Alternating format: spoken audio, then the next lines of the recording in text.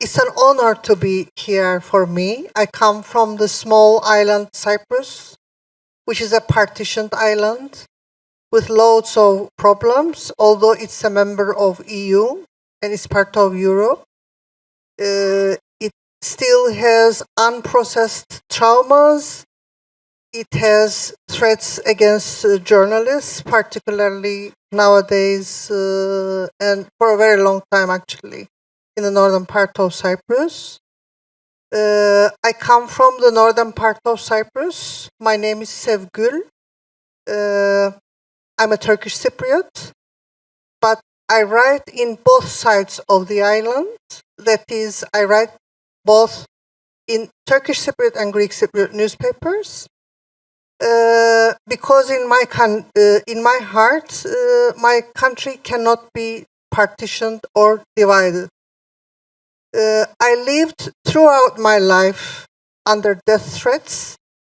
I'm a journalist last 42 years. So in my bones, I can feel what it means to be under threat. And today we have some very prominent journalists from Europe who have experienced threats. Mr. Matthew's mother, our dear Daphne, was killed 5 years ago because of what she was writing. And our dear friend from Greece has experienced the surveillance of the state, and he will tell us more in detail. And it also, I think, touches Cyprus. Recently, we heard that this surveillance technology has a basis in Cyprus. The European Parliament found out.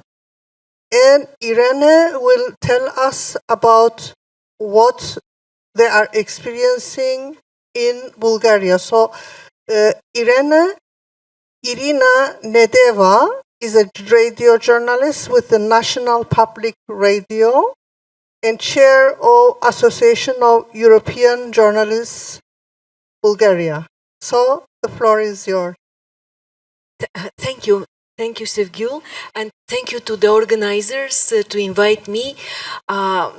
Compared with what Matthew and our Greek colleague experienced in their life, I could say that I'm happily safe. Online bullying, online threats is nothing compared to real, true surveillance, and of course, brutal murder of investigative journalists in Europe, in European country actually. But what I can share with you are some models and new forms of pressure that I believe are common for all our countries, no matter that my country has quite a short history of democratic institutions. Some of our institutions work in a format of captured institutions, especially some of our regulators, especially when we speak about political pressure and how some of our politicians try to be small dictators, and it is one and the same. Politicians do not like to have an active critical media. They want actually to control the media. In Bulgaria, we experienced ups and downs in the last 30 years after the fall of the Berlin Wall, but so far there is some traditions, some stereotypes coming from our totalitarian past that might be very, how to say, cleverly used by, manipulated by nasty political actors, actually to put media under control. How? We have the Association of European Journalists I'm chairing the board of, we do every 2 years a survey among the journalistic community. How do they perceive the pressure? And in every 2 years, we see that new forms of pressure actually emerge. 2 years ago, we started to talk about not only about the political pressure, but also corporate pressure through untransparent, non-transparent ownership, hidden owners of media, offshore owners of media, or owners who actually submit their private media outlets to the government wishes in order to receive some business benefits out of it.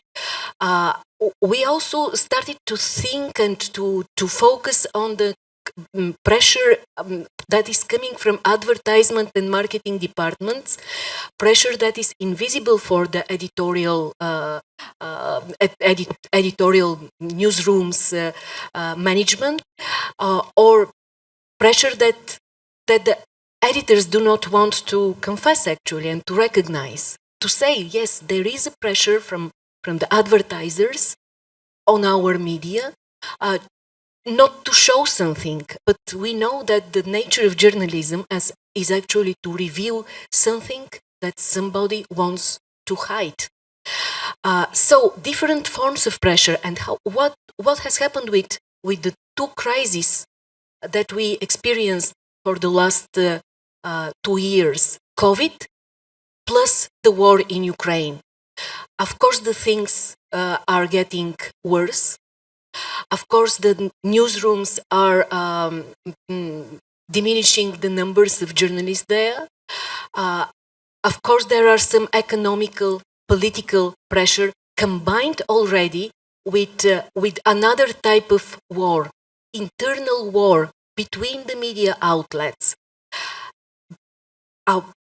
invisible informational war between journalists who actually submit themselves to propaganda, who actually started to fight with journalists or fact checkers that are trying to debunk the propaganda. So many new forms of pressure that we experience, and that we could actually show the numbers how our journalistic community is feeling about. Why do we do this? Because we believe that professional journalism needs constant encouragement, and also because every day actually we face reasons to react. And I want to give you two examples actually. One is just last week, after the attentat in Istanbul, my radio station, we invited a journalist from the Bulgarian-Turkish community.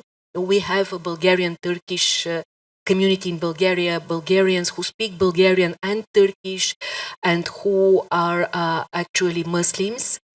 And he was doing an analysis on the radio program, not in my particular radio program, but the program anchored by a colleague of mine. And he was speaking about different interpretations of the latest blast in Istanbul. Just a day after this interview, the Turkish ambassador in Bulgaria reacted with an open letter to the general director of Bulgarian Public Radio, actually saying that the official media, because this is the public media, official is the expression used by the Turkish ambassador, is spreading pro-terrorist information or something like this, even accusing the invited colleague of ours of being a terrorist. And what we do, we react.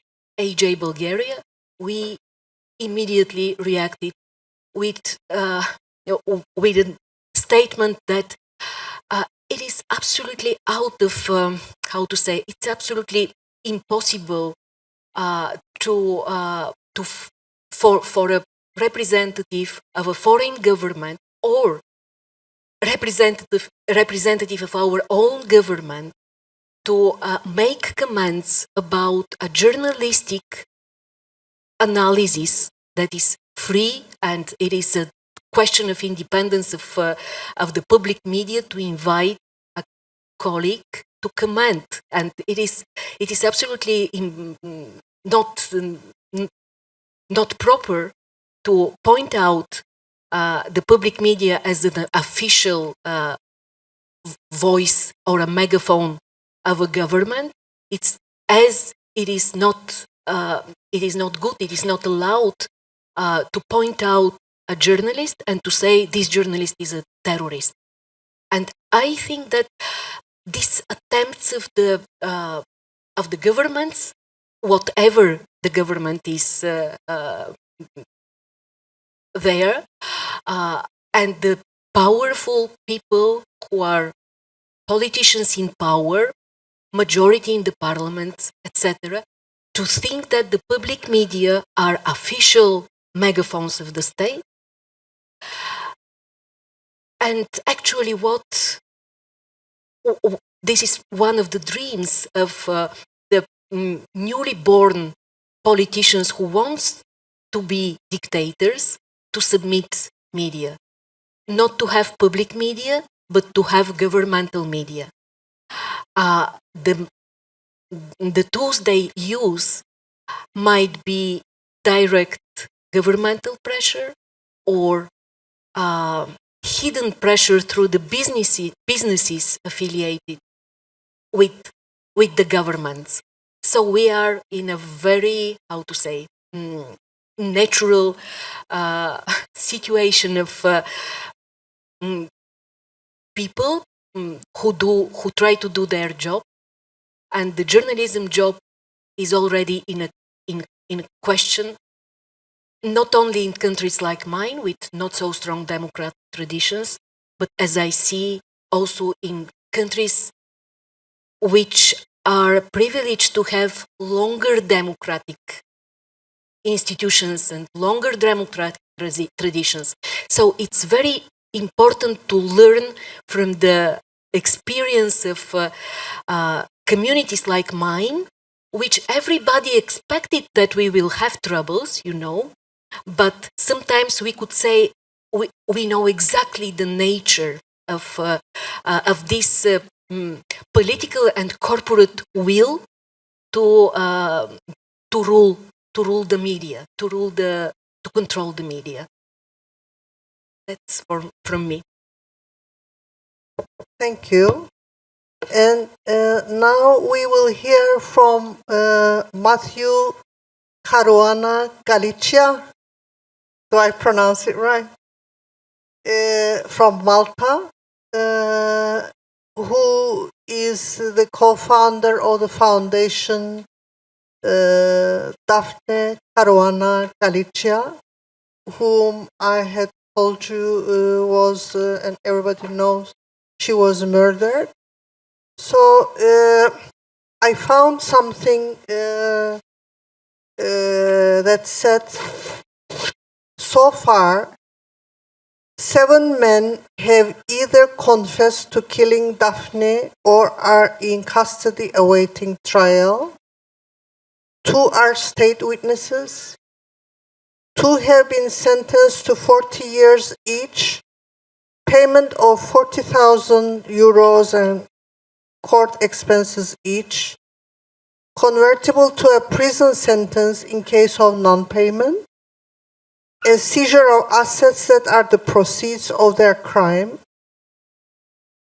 2 are implicated in supplying the murder weapon and are in custody awaiting trial. 1 is implicated in conspiring to murder and financing the crime, including paying the hired assassins. And none of this happened by chance. It's down to a small group of people working at great risk to themselves, including you. So what would you like to share with us today about how it came to this, and what was the underlying reason behind the murder of your mother? Hi everyone. So I grew up with my mother's journalism, and I grew up with all of the kind of harassment that attracted. So I had, through my mother's work, first-hand experience of what it was like to do a journalism in that difficult context that we have in Malta. Our house was set on fire twice. People would call up threatening my mother. She got threats in the mail, and no one was ever charged for any of that. But I never expected, despite all this, that it would actually lead to a car bomb murder. What became clear to me the more I looked at other cases of journalists who had been murdered for their work was that most are killed for their investigations into political corruption, or the intersection of corruption in politics and business. And there is around 95% impunity in those cases, which means that the vast majority of them are never solved. There is never any justice. How did we manage to get to this point where people are actually in custody, they're being prosecuted for the murder? Well, it was extremely difficult.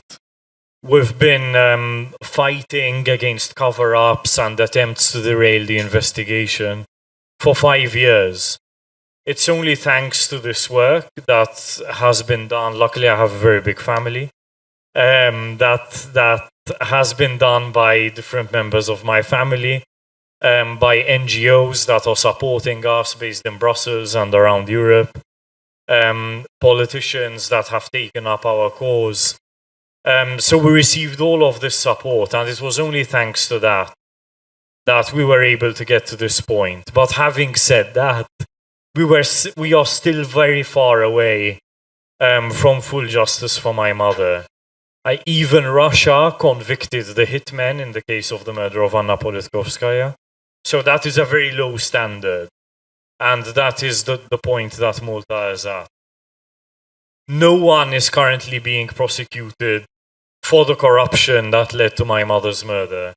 For us, it was very clear, it still is very clear, that those investigations into a very specific case of corruption between partners in an energy deal in Malta involving the government of Azerbaijan and government ministers who gave the go-ahead for that deal. This is the corruption that led directly to the murder. We are still advocating for a prosecution for that corruption. But what is common, I think, in the cases of murders of journalists, especially in Europe and especially in Latin America, is that they all involve patterns, this particular pattern. A journalist is investigating a highly contentious deal in which there is a lot of opacity. They uncover something or other, and they are murdered either to stop that coming out or to deter others from bringing out the same thing. For us, what is the best possible way to protect journalists? I currently live with 24/7 police protection outside my house. That is not a solution, I think. The best way to achieve protection is to ensure that when journalists do uncover evidence of corruption, there is justice for that corruption. There are prosecutions, there are court cases that proceed. Ideally, there are convictions as well. In that way, you make it pointless for anyone to actually attack a journalist investigating corruption. Because if there are other people involved in the investigation, prosecutors, magistrates, judges, police, then it becomes a bit difficult to stop the truth coming out just by murdering a journalist. In that way, the justice system, by investigating, by prosecuting corruption, provides passive protection to journalists, which for us is extremely, extremely important. I think it is the best way to provide protection. But sometimes it comes to a point where the state becomes so corrupt, and this is what happened with Malta, that those prosecutions simply never occur. Instead, what you get is a cover-up. People within authorities cover up corruption. And then those same people become responsible for investigating the murder of the journalist who was investigating that corruption. What do we need when it comes to that? International mechanisms. So better cross-border cooperation, more jurisdiction for prosecutors when it comes to corruption cases, even if they occur outside the borders of their jurisdiction, outside the borders of their country. This is why we supported the creation of the European Public Prosecutor's Office, why we support increased cooperation between European police forces, especially on matters of corruption, and why we support mechanisms that allow states to sanction people who facilitate corruption, such as accountants, lawyers, and so on. So, what can be done to tackle impunity for crimes against journalists? The frameworks for European states to challenge the issue are already in place, says one document. What we need now is active implementation. Take, for example, the Council of Europe recommendation on the protection of journalism and safety of journalists and other media actors. So in 2016, this recommendation laid out actually 4 key pillars: prevention, protection, prosecution, and awareness raising. But unfortunately, as you say, those who are investigating are generally so embedded in the corruption that it doesn't bring the results, what you say, full justice for Daphne. I mean, what is really making a difference or what has really made a difference in my mother's case, and what I think will make a difference in other cases of journalists murdered in Europe or worldwide for that matter, is the direct involvement of international bodies. So, because Europol was directly involved in the murder investigation in Malta, they were brought in basically sort of bypassing the Prime Minister's office. Then that meant that it became more difficult for there to be a cover-up in the murder investigation. Yes. This is what is missing in other cases. I know of no other murder case in Europe where Europol is actively involved in the investigation. Even in recent cases, like of Georgios Karawais in Greece or Peter de Vries in the Netherlands. Even though these cases involve serious organized crime, which by its nature is cross-border and beyond the capacity of a single European police force to investigate. I think also perhaps the push from your family, Daphne's family, to involve international actors and European actors and to push them non-stop for 5 years brought about these results. Well, I don't want to speak too soon because, like I said, we're still quite far. But I do. But even this much, yes, is definitely unthinkable for other cases. We can put it down. We can put this progress down to international involvement. But like I said, it's extremely important that we do not wait for the murder. If there are signs of corruption, that is a sign that we are heading in the direction of there being a murder. Because impunity for corruption leads to impunity for murder. So that is really important. Do not wait for it to reach that point. My mother has been reporting on corruption in Malta for I mean, 3 decades. Malta became an EU member state in 2004. So her reporting, once we became a member, was more recent. But there was zero attention on Malta in the years leading up to her murder.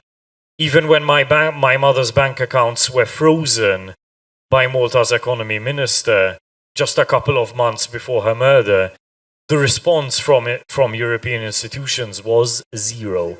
Not a single person in any EU institution made any comment about what was happening in Malta. So we need to push for prevention, first of all. And I also want to share with you the case of my sister's husband. His name is Kutlu Adalı. He was murdered because of what he was writing in 1996.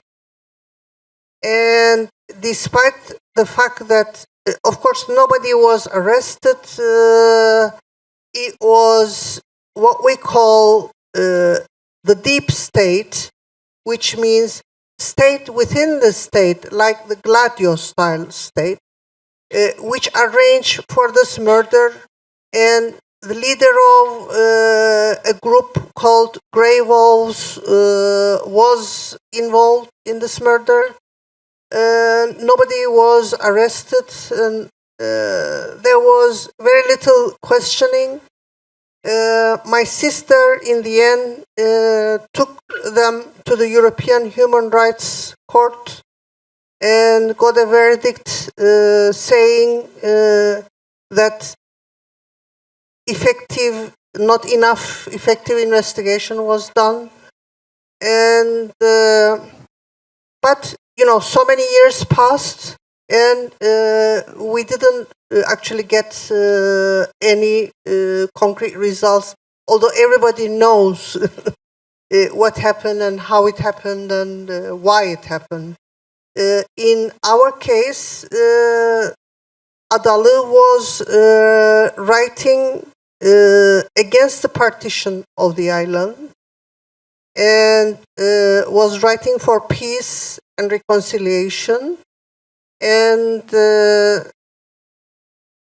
there was a lot of discomfort from his articles, and he was sort of an insider because he had served as a private secretary of, at that time, the leader, Mr. Denktash.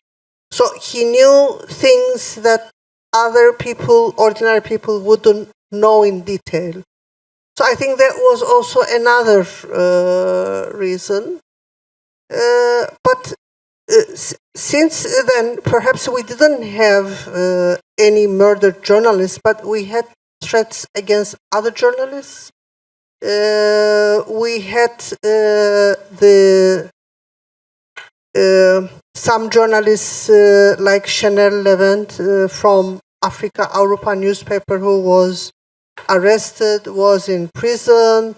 Some demonstrations were made to lynch them, and crowds gathered because of something they published in front of the newspaper and tried to tear down the building. And other journalists were sued in court. But in essence, I believe we need solidarity, because the northern part of Cyprus is isolated because of the conflict. It's very important that International Federation of Journalists, European Federation of Journalists, and other institutions extend their solidarity and make such threats visible. And now Stavros Malichudis, do I pronounce it right? Malichudis from Greece, for Solomon. What would you tell us about how and why you became the attention of the state and they wanted to follow you and put you under state surveillance?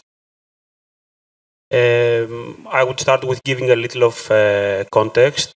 First of all, it's great to have heard you guys. It's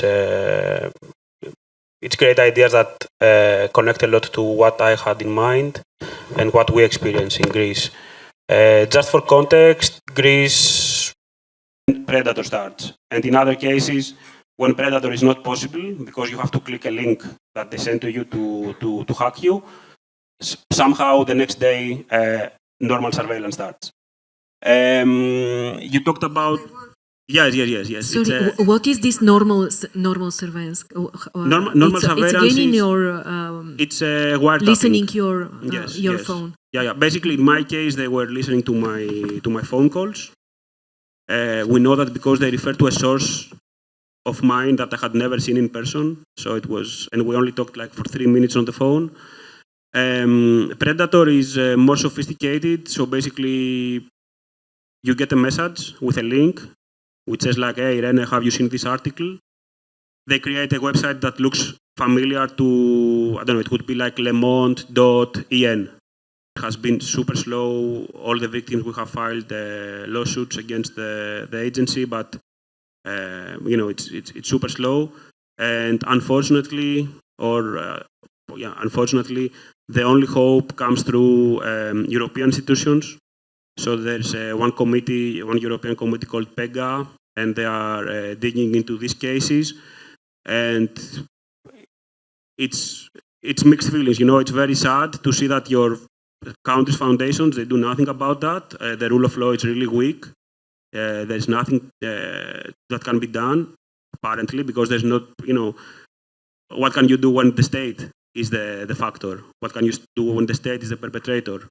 How can I expect justice to address the issue and really defend a citizen? So thankfully, the European institutions have been super supportive, and also the organizations like RSF, IPI. We are thankful to them because without that, there would be no impact at all on these cases.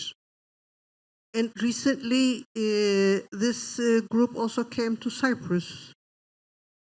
They were in Cyprus before, and when they started having trouble in Cyprus, they came to Greece. No, I mean... PEGA. PEGA. Yes, PEGA yes. came to Cyprus to investigate. Yes. Because Cyprus is becoming a place for such surveillance technology. Basically, the same people who are behind this whole story, they were first in Cyprus. Then when Cyprus started realizing what's happening, they came to Athens. They have offices in Athens. They have over 20 employees. The offices are known. Nobody went there, like the investigative reporters who have been covering this story for almost a year. They have showed, every possible aspect that investigative reporters can show. There are some limitations, but the address is there, the names are there, the people are there, the connections are there, the political connections, and no authority ever went, just once to these offices to see. The bank accounts are known. No authority ever checked on these bank accounts to see the transactions, because it's not only that Predator is used in Greece to spy on journalists, every kind of people, but what is also very important is that it is exported to other countries. So at the moment, Predator is exported to other European countries, and even worse, it is exported to dictatorships across the world, where it's used against human rights defenders, and I think it's our fault for that. Thank you very much.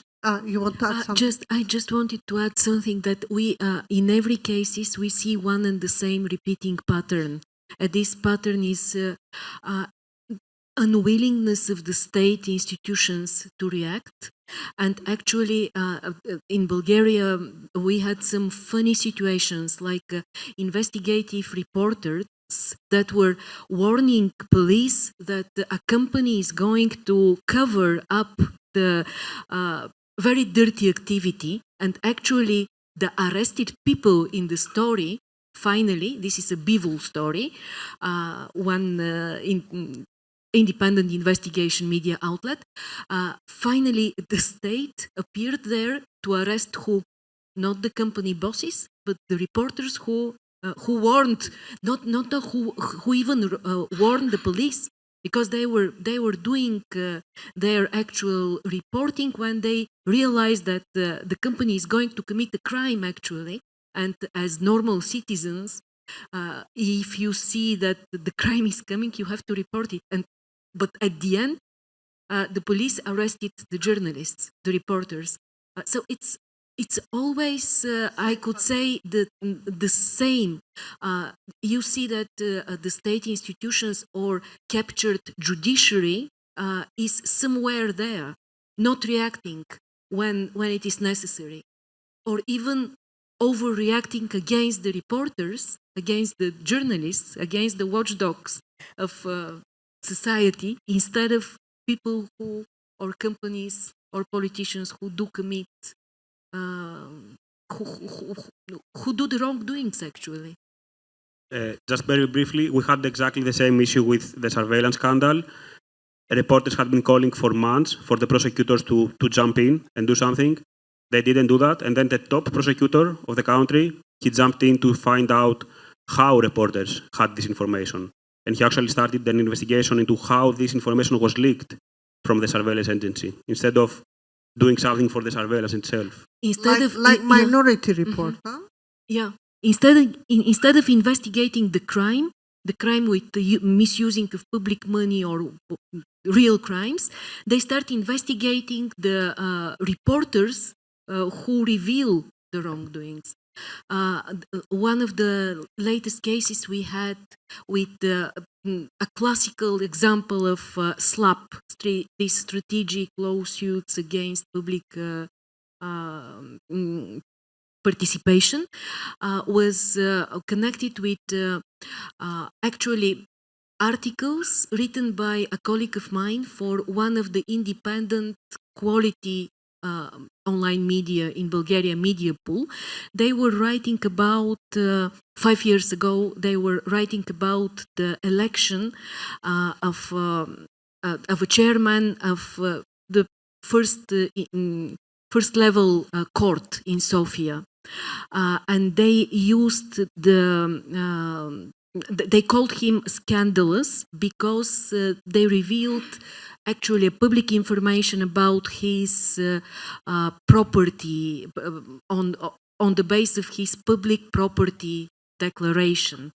And 5 years later, this judge actually started to sue the media outlet and the author, the journalist, for 60,000 euros, which will be equal to bankruptcy for the journalist and for the media outlet. This is a small media outlet.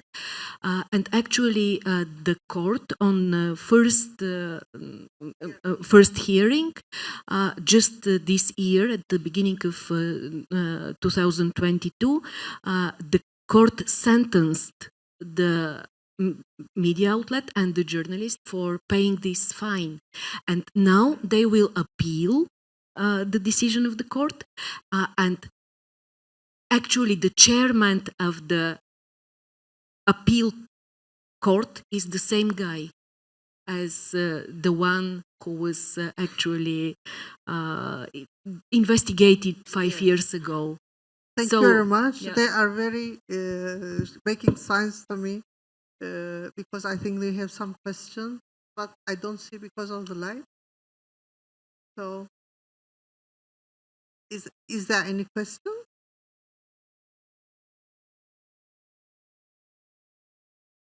Yeah.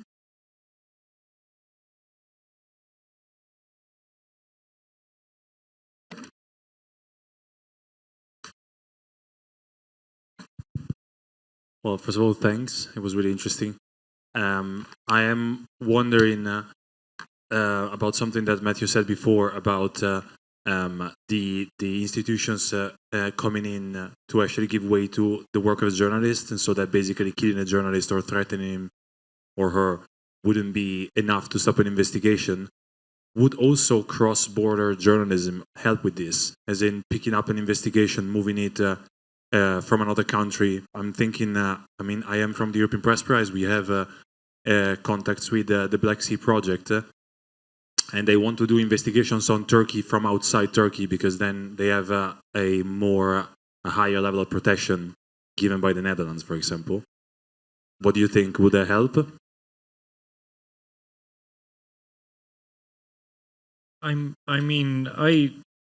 Before I set up the foundation named after my mom, I used to work for the International Consortium of Investigative Journalists. And in that job, I worked on Swiss Leaks and the Panama Papers. I was part of the team that coordinated it. So I really believe in collaborative work. But while it does offer a degree of protection, and it does enhance the work that journalists do by making information exchange more efficient, and sort of increasing the capacity to investigate. It is not sort of a bulletproof way of protecting a journalist. And in fact, sometimes it backfires. I mean, journalists are murdered when they work for collaborative investigations also. The corruption, the material that my mother was investigating came out of the Panama Papers, which was a collaborative investigation. So that would not really have protected her. What needs to be, I think what isn't being matched currently by authorities is precisely this. So journalists have gotten very effective and very efficient at collaborating and increasing the power of their investigations in that way. But our authorities have not caught up with that. So when I want information on a company registered in Dubai, for example, I can travel there, I can speak to sources, I can use contacts at another news organization that has sources there, and sort of with collaboration we find things out relatively quickly. But with police and with authorities, they cannot do that, or they can do that, but it can take years, for example. They would send a letter, request the information, 2 years later they might get a response and it would just be no. I mean, it's extremely slow. So I think the power of journalistic collaborations has to be matched by collaboration between authorities. But of course, those authorities have to be independent, have to be accountable, their work has to be transparent. If they are corrupted, then that collaboration is obviously going to work against us as members of the public. And case in point, I mean, is Greece, where you do have authorities collaborating, but they are collaborating against the public and not as a public service.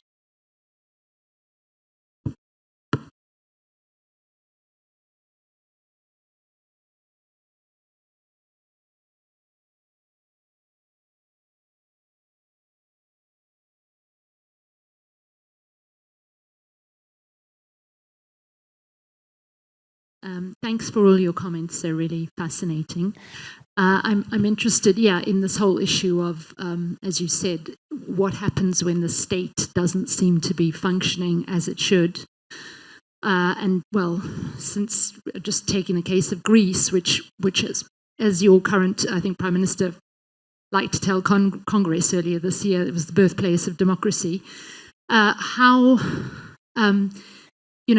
could the European Union help a country like Greece sort of get back on track, if I can put it that way? It just seems like something's gone very, very wrong there. Yeah, it's both the birthplace and the grave. I think one way is to really not look the other way, and I think this has been helpful in our case. For me as a citizen, I was invited to to testify in front of PEGA 2 months ago, and this was very supportive, together with the other journalist who was also spied on. It was encouraging to see that, we are not alone, and we are not alone with these people, and this corruption. I don't think it's a matter of people, it's a matter of systemic corruption, because this prime minister, for example, two years ago, he was elected as progressive and liberal, and it was, people in Europe, across Europe, were hopeful. And the same outlets that were back then, I don't know, like The Economist, the Financial Times, they were cheering for his election. Now they realize that things didn't go very well. So I think the EU, it really has to not look the other way and to really hold the national governments accountable. And one way, this is not my idea, but I bring it to the table. One way is it's what we see also with Hungary or with Poland, like to also put all this financial aspect to safeguard and support the rule of law. So if Greece is not going to improve these things that we discussed about, there is no RRF money, no resilience fund, what's recovery and resilience fund. I think this can be the only motivation, because at this point, things in Greece are so controlled. I tell you, this whole surveillance scandal, it was not an issue for Greek media until 2 months ago, when some media owners realized that they are not satisfied with this government and probably with the contracts, the public contracts that they get. And you had newspapers having a front page 1 month ago saying surveillance case over, like people don't care.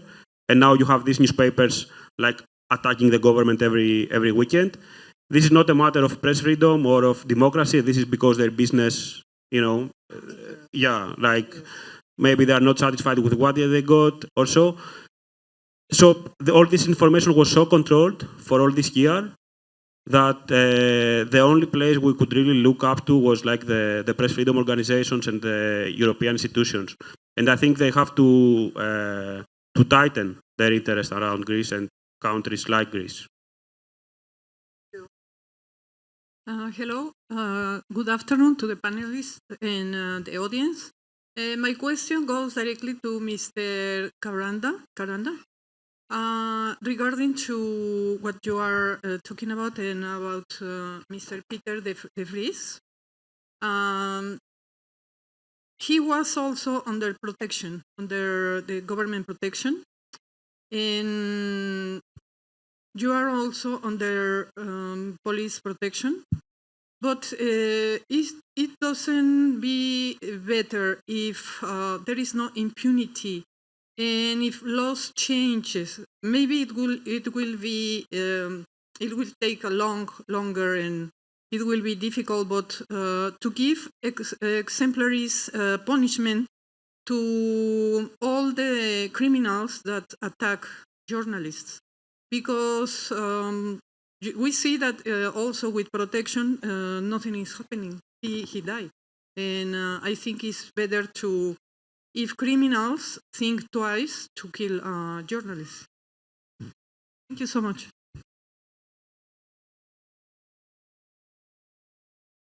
Is there a question, or do you want me to just... I'm not 100% sure that he was under complete police protection, because in fact when he was murdered, he was in the street and there was no one protecting him. So the sort of degree of protection that he was offered is debatable, I think. It clearly wasn't enough to stop someone shooting him in the street in broad daylight. But beyond that, it is very obvious that the Netherlands has a serious problem with organized crime. And the fact that the network of people that are responsible for his murder hasn't been completely taken down is shocking to me. When a murder like that happens, it really requires a complete analysis. A public a public inquiry into how it was possible in the first place. And I don't think the Netherlands has undergone that process, which, in my opinion, it really needs. Oui, bonjour, je vais parler en français, donc si vous voulez avoir la traduction.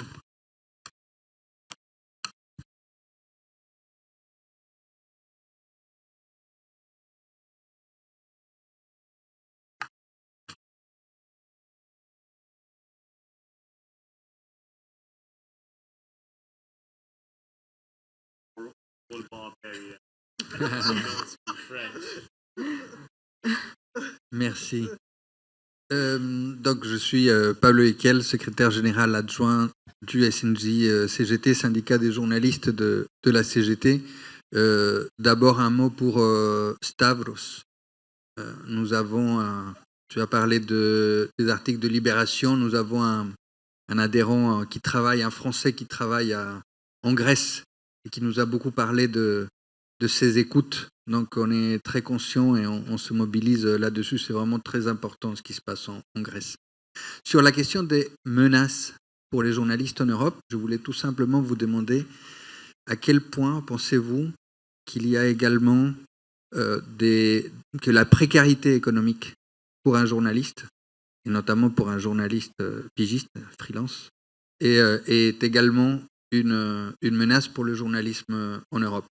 Je me rappelle que Matthew, il y a un mois, à Strasbourg, nous avait parlé des pressions sur Daphne, sa maman, sur les comptes en banque, etc. Et moi, je n'avais pas nécessairement connaissance de tout ça. Il y a des menaces à la sécurité, mais il y a aussi des menaces économiques.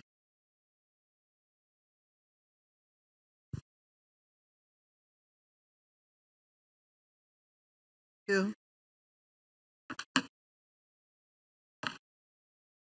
Thank you.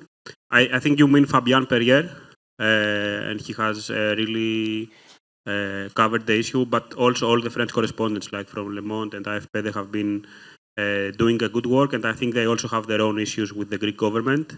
There was a specific person in the Prime Minister's office who would call our colleagues like Fabian Perrier and everybody, and he would complain after every not only negative article, but every piece, like after every piece. Thankfully, this guy has now resigned and he's home. On the financial challenges, in Greece, this is number one issue. Like, okay, the surveillance happened and we have other issues, but the basic thing is that you have journalists who might work for 700-800 euros in positions that they are afraid of losing. So when they have a story that could be bad for the interests of the owner or for, I don't know, some company, they will not risk doing that, you know. And this is the reason I work at Solomon. This is the reason that in the past years there has been a rise of independent small outlets where we are 3 or 4 people and we do everything. But it's really the biggest limitation that journalism has in Greece is that the market at this point is so small and the salaries are so much shortened that people are afraid that, you know, they will not push for a story to be published and they will not argue with their editor that this is important, this is public interest, and we have to do that. Because they think that, you know, if they get fired, they cannot do that. And we actually had issues. There has been one correspondent who was a Brussels correspondent who did the mistake to ask something in the EU during a press conference of the European Parliament. He did the mistake to ask something about the surveillance in Greece, and now he's on a leave from his newspaper, one of the country's largest newspapers. So you really know that there are things that you cannot touch, and people are familiar with that, and to keep their positions, they do that.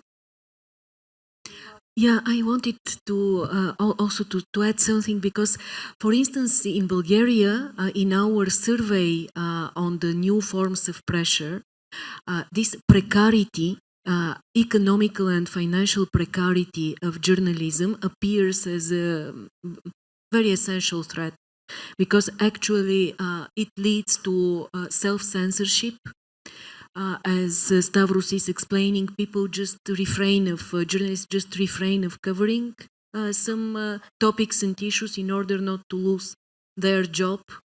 And this precarious economical and financial issue is part of the problem, actually.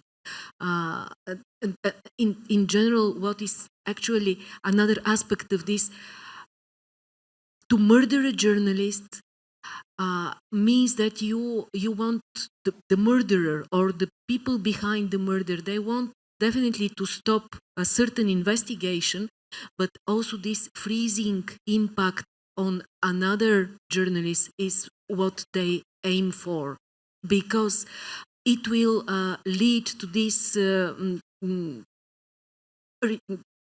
silence, not to continue working. And actually, one of the ways to counter these threats is to continue the work of a journalist who lost their lives.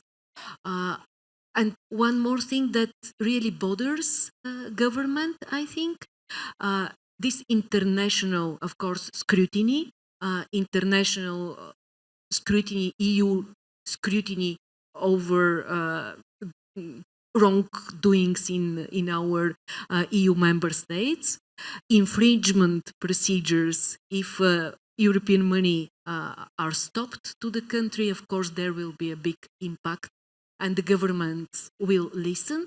And one more thing, the international solidarity, journalistic solidarity, not only in writing in the press or in the media, but also all this level of international organizations activities is very essential.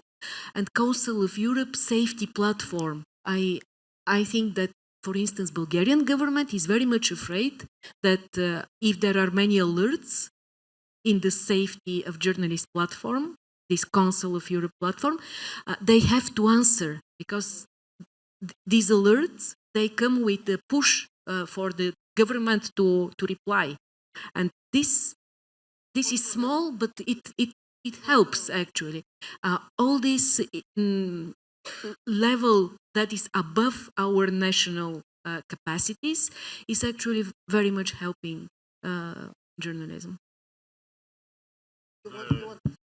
I mean, on the point of precarity, the European Commission funds a project which is actually really effective at making investigative work sustainable. It's the Investigative Journalism for Europe Fund. My only problem with this is that it is too small. The budget for it is very tiny.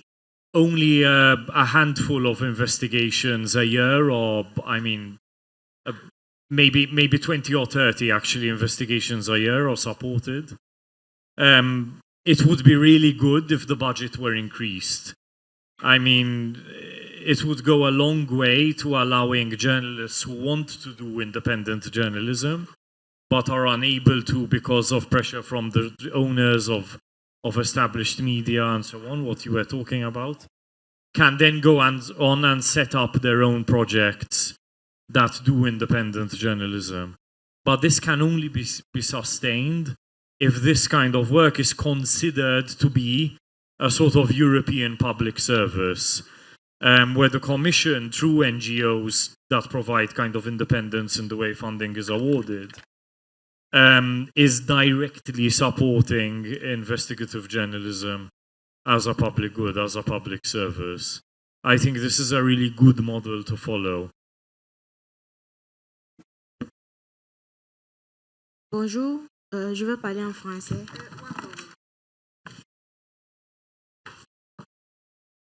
Je suis Sommet Assumpta, stagiaire à l'IEX. Alors, après tout ce que vous avez traversé, toutes ces intimidations, ces menaces de mort, quels conseils pouvez-vous donner à nous jeunes étudiants qui désirent embrasser ce métier?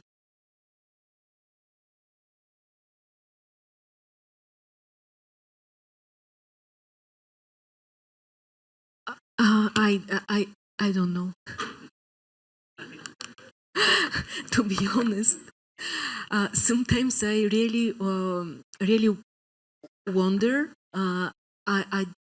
As I told you, I do not treat myself as part of this sad story.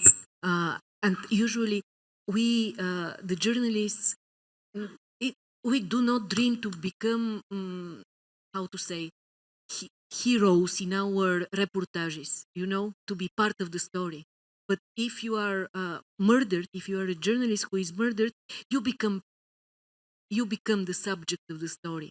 And this is a nightmare, I think, for every of us. And I simply don't know how to answer it. Maybe Matthew knows. I'm not an investigative journalist myself. And sometimes I really have such a great respect to colleagues of mine who do investigate journalism because I'm sure that they are braver than me.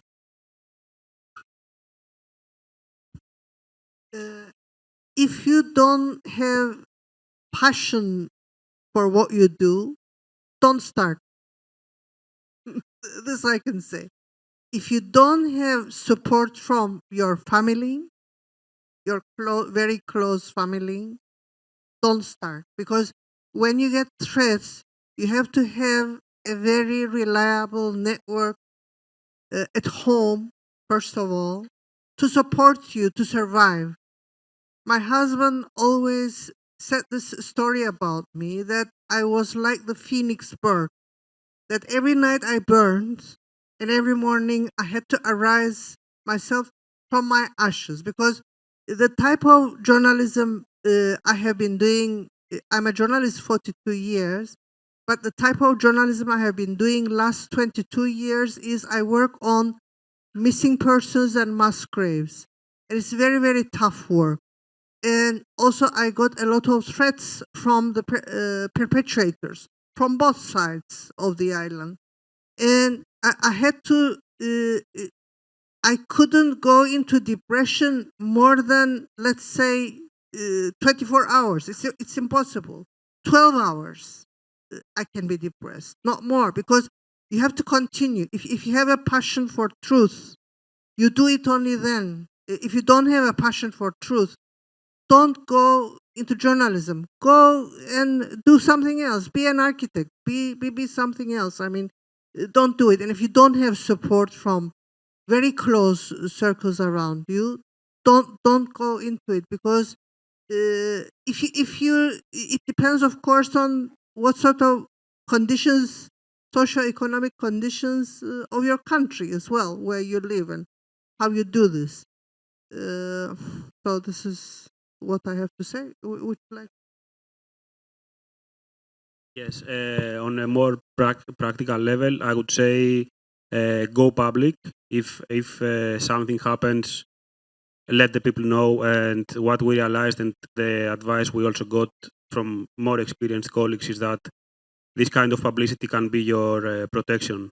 And we saw that, and it's better that people know, what's going on, and this can really be, hopefully, your protection. Second advice would be to really be in contact with the associations like RSF, IPI. Talk to them when something happens. Alert them. They are very much already in alert. They want to pressure. They want to help. For us in Greece, they help us with covering legal costs, with slabs. They issue statements when someone is arrested. There has been really much pressure, and it's really helpful. And I would say what Irena said, like the goal is not to become hero, like the goal is to, to do your work and be able to drink a beer with your friends in the afternoon. So from your part also, it's important that you take care. And if some company wants to have a slap against you, as much as you can, be careful, have a lawyer, see the piece before it's published, consult people. It's very much, it's a teamwork. It's not a lone wolf work.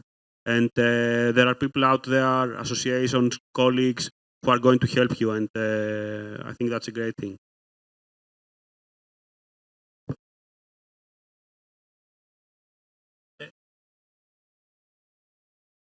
I mean, most of the time, doing investigative journalism is fun.